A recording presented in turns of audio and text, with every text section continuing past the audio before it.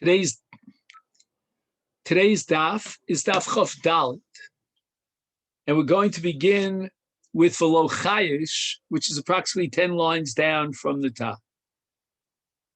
The Gemara asks the following question regarding Rabbi Yehuda.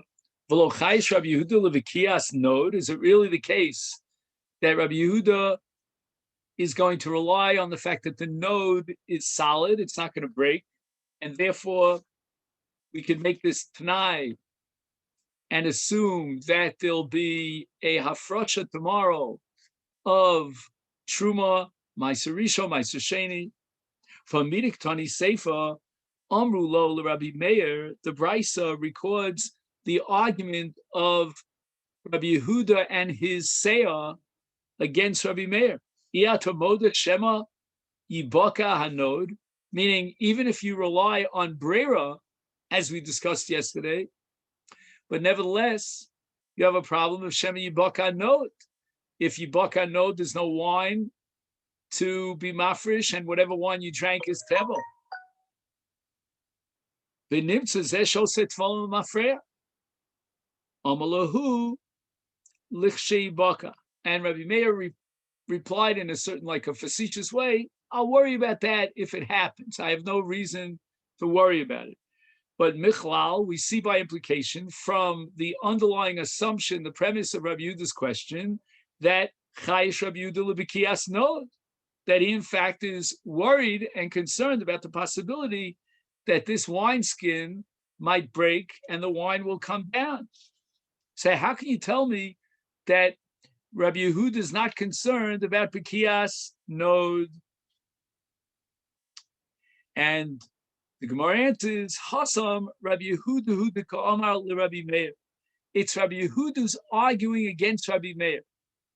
L'didi Leslie Brera. I don't hold from Brera, so this entire enterprise, this mechanism and recommendation is not going to work for me. However, l'didach the yesh Brera, you hold this Brera, but Brera will solve one problem in terms of the afrosha, but it won't solve all the problems.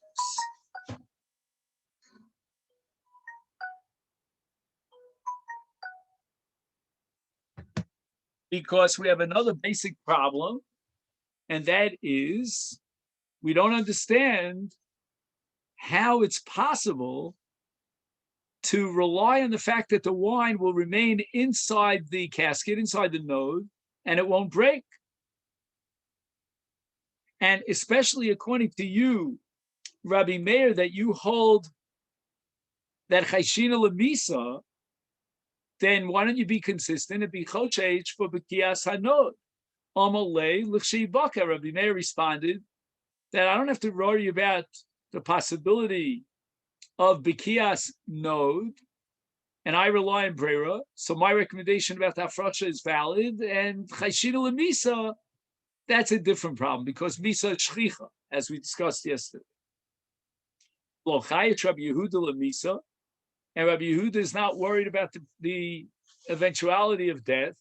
For Tanan, what are we going to do with a Mishnah Masechet Yoma? Rabbi Yehuda Omer, Af Isha Acheres Mesaknina Lo, that during the period of Prisha, 7 days before Yom Kippur, we designate a second string wife for the Kohen Gadol in event that his first wife will die, because there's no way that the Kohen Gadol could effectuate the kapara and serve with the capacity as a Kohen Gadol for the Avod of Yom Kippurim unless he has a wife. But we see clearly that Rabbi Yehuda is worried about the possibility that his wife may die. We've already explained that Mishnah. With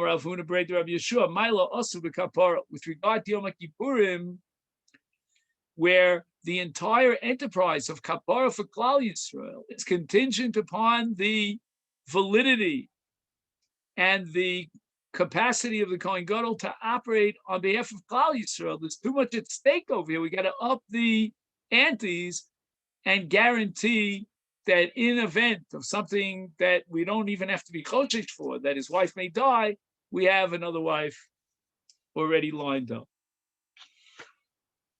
In Lamar, the Omer Shema Tammuz, Ubein Laman Omar Shema Tivrach. Whether you take Abayi's understanding of Rabbi Meir, we're worried about Misa, and therefore the animal cannot serve as a dofen, or you take Rabbi Zera's problem in the framework of Rabbi Meir that worry that the animal may run away.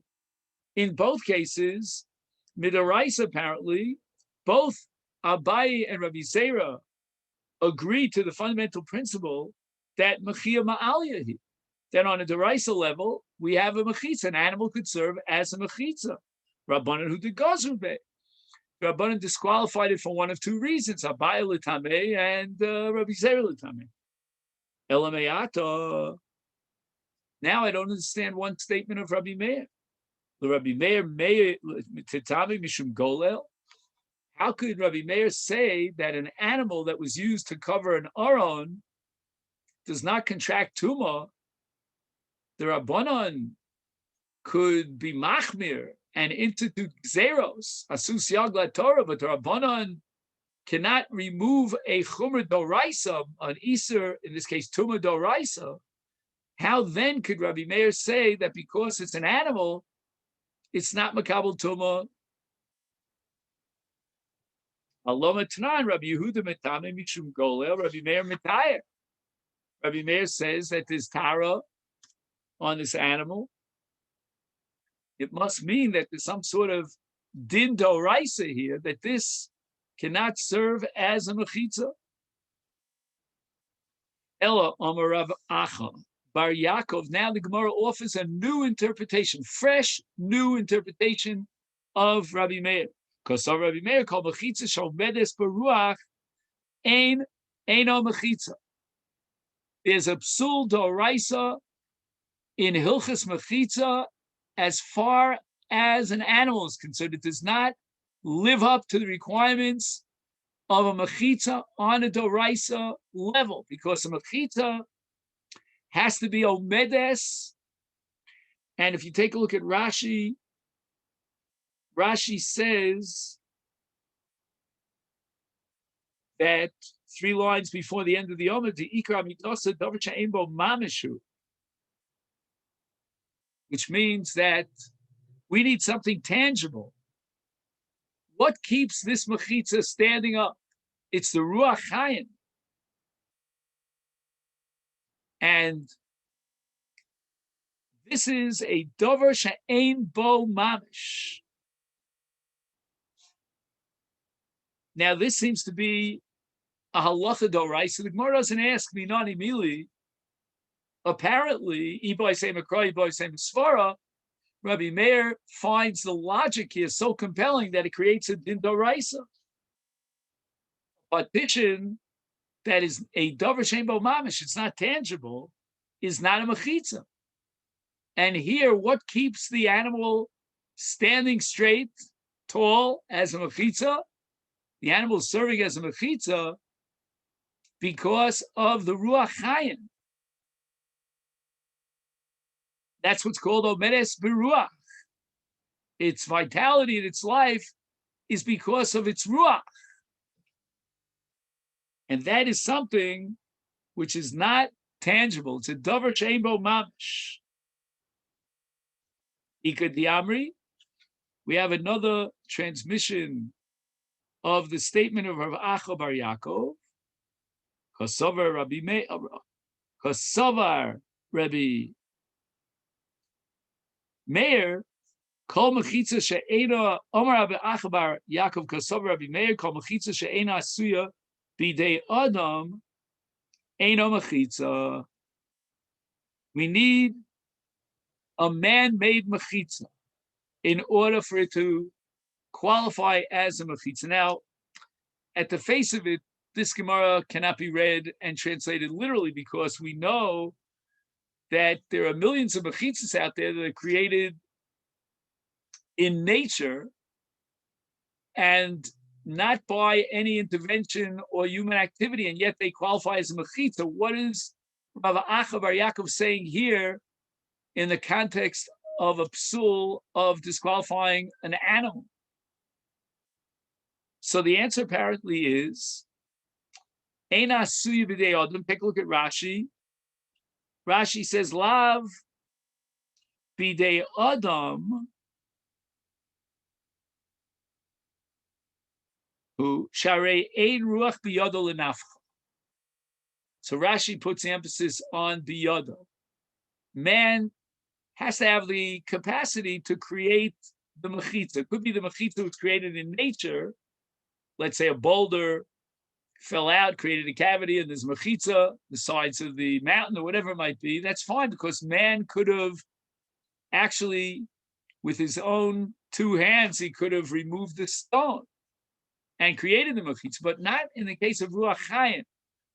The life force that keeps the animal alive and allows the animal to stand and serve as a mechitza, that life force is something that comes from the divine being. It cannot be that a human being is capable of blowing life into the animal. So we have now a mechitza which could not possibly be created by man. It's a life force. As Bergson would say, it's an elan vital. And it cannot be created by a human being. My benai, what's the difference between these two Lashonos in Rav Acha bar Yaakov? Ike beinayu di ukma benod tafuach. Let's say he's using something that's inflated with air, a wineskin that is propped up against the wall, and that keeps the wall standing. On the one hand, it's a human creation. Man pumped the air into the wineskin, but on the other hand, the life force is a davar she'ein bo mamash. It's not tangible.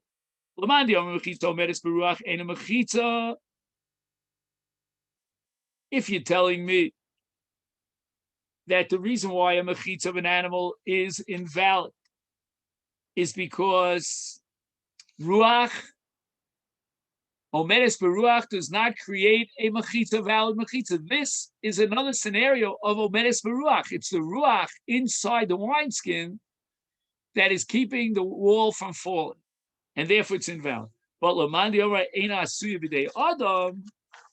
But here on the top of daf chav daled beis, hare asuya b'dei adam, and therefore it would be a valid mechitza, according to the second Mishnah of Rav Acha bar Yaakov.